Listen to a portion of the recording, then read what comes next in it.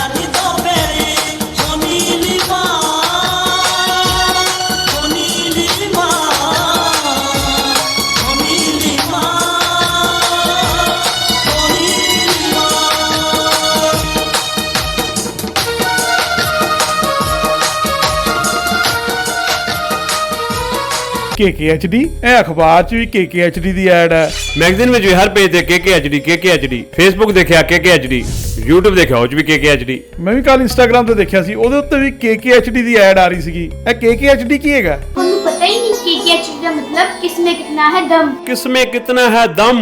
ਦੁਨੀਆ ਦੇ ਸਾਹਮਣੇ ਆਪਣਾ ਟੈਲੈਂਟ ਦਿਖਾਉਣ ਲਈ ਇਹ ਸਭ ਤੋਂ ਵਧੀਆ ਟੈਲੈਂਟ ਸ਼ੋਅ ਹੈ। ਤੇ ਸਭ ਤੋਂ ਇੰਟਰਸਟਿੰਗ ਗੱਲ KKHD ਵਾਲੇ ਸਾਨੂੰ ਟ੍ਰੇਨਿੰਗ ਵੀ ਦਿੰਦੇ ਨੇ ਤੇ ਬੱਚਿਆਂ ਨੂੰ ਇੱਕ ਪਲੇਟਫਾਰਮ ਵੀ ਦਿੰਦੇ ਨੇ।